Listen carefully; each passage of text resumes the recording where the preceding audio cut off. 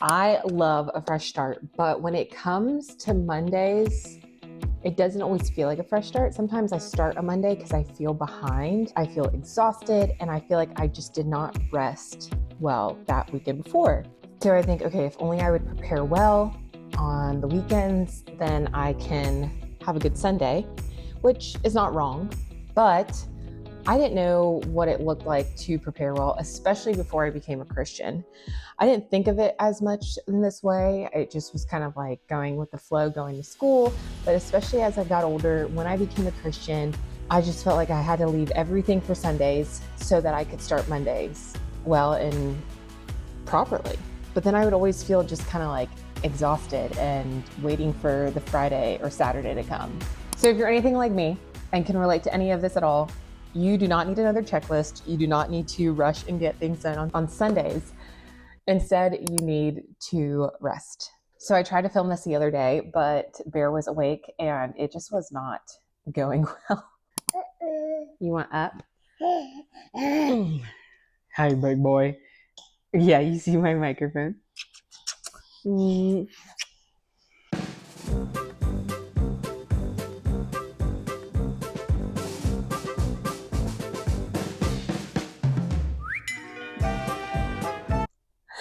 And so it is nap time.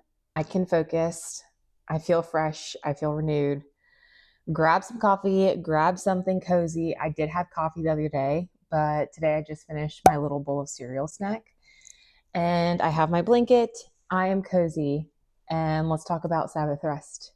Okay, so first, what is Sabbath? It feels like this term that if you are in the Christian world, or maybe even if you're not, you are familiar with it, but it kind of feels outdated maybe to you, or it kind of feels like overwhelming and like, what do I even do with my Sabbath? I know I'm supposed to rest, but what does that even look like? What am I allowed to do? What am I not allowed to do?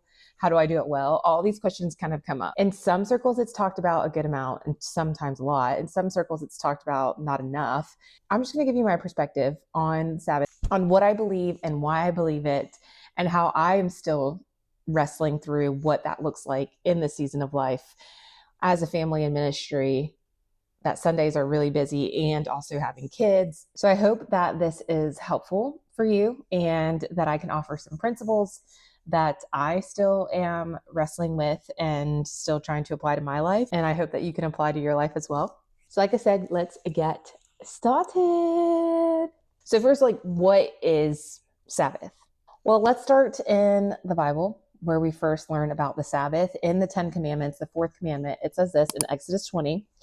It says, remember the Sabbath day to keep it holy. 6 days you shall labor and do all your work, but the seventh day is a Sabbath to the Lord your God. On it you shall not do any work, you or your son or your daughter, your male servant, your female servant, or your livestock, or the sojourner who is within your gates. For in 6 days the Lord made the heavens and the earth, the sea, and all that is in them, and rested on the seventh day. Therefore the Lord blessed the Sabbath day and made it holy. So the first thing that stands out in that verse is, remember the Sabbath day to keep it holy. Holy means to be set apart, to not be like, the others. So God is holy. He is perfect. He is set apart. We are not like him. And the Sabbath day should be set apart. Now, there's a lot more to this that I'm not going to get into just because it's not the point of this video, but it's still important. But basically, you work 6 days and you rest on the seventh. And it was so important, and it's so significant that even God himself rested when he created the world. He created the universe. In 6 days, he worked. On the seventh, he rested. Back this up by saying Genesis 2:2-3. It says, and on the seventh day, God finished his work that he had done, and he rested on the seventh day from all his work that he had done. So God blessed the seventh day and made it holy, because on it God rested from all his work that he had done in creation. God created us to work. I got this quote from Tim Keller that said, work is not a curse, but work has been cursed. So we were created, Adam and Eve were created to work, but through the fall, we have this hard relationship with work where it can be a blessing, but can also be a hindrance, and it can be really hard. It can be misused. Work is a good thing, and it also looks different for all sorts of people. Work looks different for a doctor than it does from a stay-at-home mom. It looks different from a teacher than it does a bus driver, but it all relates to work. So I think the problem is not necessarily should we Sabbath. That's not the problem that I'm targeting today. The problem that I'm targeting is what makes it so hard to Sabbath well.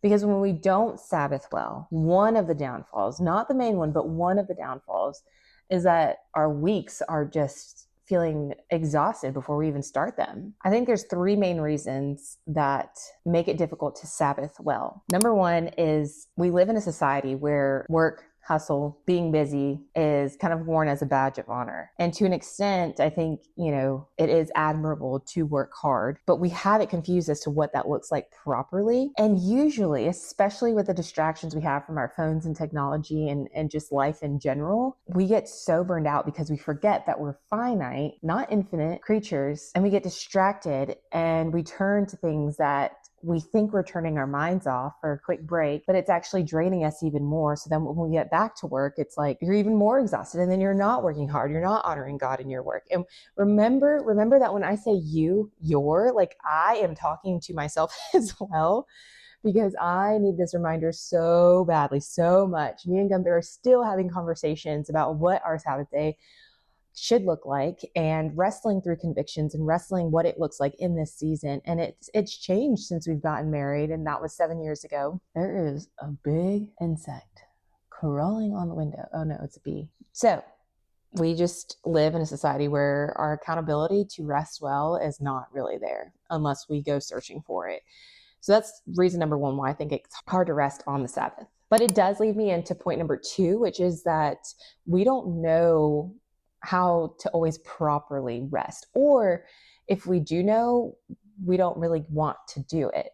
Think about the times where you've rested by watching TV, by going on your phone. And these things are not bad, right? It is not bad to watch and enjoy a TV show. It is not bad to catch up with your followers or whatever, whoever you're following on social media. Those things are not inherently bad, but it's how we use them is what makes it bad. It's all about the relationship that we have with these things that make it bad. So think about when you're doing that versus when when it's a nice day outside and you go out and you kind of leave your phone somewhere and you're touching grass and you're in a hammock, you're reading a book, you're going on a walk, you're having a phone conversation, you're having a conversation with the person walking next to you, like these things that are life-giving, whatever it may be. Think about when you're doing that and truly be honest with yourself. Compare those two things. How you feel afterwards is probably a world of a difference. And I think to put words to that difference, when you're having your face in front of technology in these moments, it feels good in the moment. But then versus the things that are actually life-giving, reading a book, going on a walk, whatever, it may not always feel as good in the moment, but after, it's most likely like, wow, I feel so much better. That was so good for me. I don't know, maybe you haven't felt like that or thought those words, but I know I have, and I know I'm not alone in it. So I would say those things that can give you life, but more specifically to keep it holy, to keep it set apart, like what things point your eyes, point your heart, point your mind towards the Lord, especially on the Sabbath day. Like, how can you set that day apart and make it special? And not that you have to have this big celebration after, but it is a calling to celebrate what the Lord has done, what the Lord is doing, and what he will continue to do, which is part of why we go to corporate worship, we go to church, so that we can gather with our brothers and sisters and have our eyes fixed on the Lord, fixed on the whole reason why we're here, why we're alive and living and everything. And so our rest for the rest of that day should be a continuation of, okay, what is worshipful? And that might be going on a walk or just literally laying outside and sunbathing, because you can feel the sun and you can just feel the outside. Or I don't know, having a fancy little cup of coffee, a little latte that you make yourself in the afternoon and treating yourself, and or having some wine in the evening with your spouse, or just kind of celebrating these little moments and rejoicing in what the Lord is doing. And the third reason why I think it might be hard is because we do not prepare for it. This, I know, is one of my bigger struggles, is I just like go in guns blazing Monday through Saturday, just trying to keep up, trying to keep a rhythm, and trying to just do what I need to do each and every day. But I don't really think of Sundays. Every other day, I am trying to meal plan, meal prep, cook dinner, do the laundry. Those are things that I need to do, and I'm glad I get to do and serve my family, but I don't want to do that on Sunday. So how can I prepare for Sunday to not have to meal prep, meal plan? That is something I am actually working through. And like Gunther and I have talked, and I was like, hey, I need your help because I am struggling. So I'm not asking you necessarily to make dinner, but like maybe we can get creative and have like a fun dinner that, you know, you help me think for on Saturday night so that I don't have to cook or clean on Sunday. You know, something like that, that is restful. What is that saying? That's like, if you fail to plan, you plan to fail. And I think that's kind of, yeah, that kind of goes hand in hand with this concept. Okay, I'm going to have to wrap this up because I just heard Bear drop a passy on the ground, which means he's waking up. He's waking up in a good mood. I want to challenge you because I don't want to put my convictions on you of like what exactly your Sabbath should look like hour to hour. But I want to challenge you to sit and pray and think, journal maybe, talk to whoever you're living with, somebody who's your accountability partner, to really think through like, what can my Sabbath look like?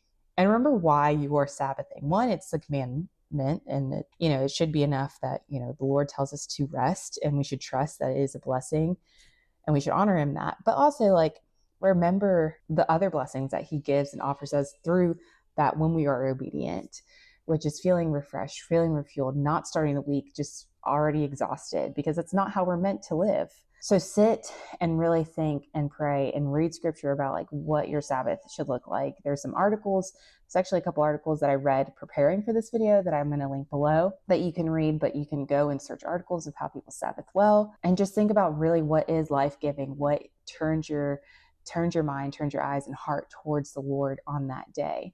Think about what you get to do. Don't think about what you can't do, because when it becomes about what you can't do, that it's so easy to get into that legalistic kind of cycle. Think about what you get to do. And then from that, it'll be easier to, it'll be easier to not do those things. And when you do this, the hope is that aside from a great thing of honoring God in your decisions and in your time, you're also going into Monday with like mental clarity. You're not feeling as burnt out. You're feeling more focused, and you're feeling led by the Lord instead of this just like, I think your eyes just are automatically set more on the Lord than they are on yourself. Okay, speaking to moms out there, really quick, is ask your husband, ask your community for help. If that means that maybe you can get together with some moms and it takes the load off of like really watching your child just one-on-one, because that can be tiring, like do that. That's a great idea. Ask your husband to help take care of your kids, or do something as a family that is restful and model that for your kids. And if it's really hard to Sabbath, if it's really hard to really die to yourself and figure out what that looks like, and if that means like, oh, I can never stop Sabbath or never stop working because I am a mom, strive to change your mindset in that way, and just put on Thanksgiving. I don't know if you can hear him. He's okay, but I do need to get him in a minute. Strive to put on Thanksgiving when it's hard. And I'm saying, I know this is easier said than done, but remember that this is a season. They will not be little forever. Every season will change.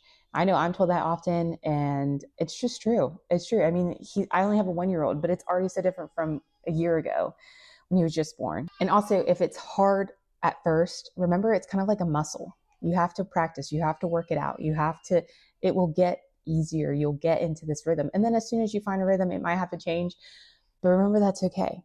And I'm talking to the people who are just like me, who love structure and loves their rules and just wants it to be the same system every single day. It will change.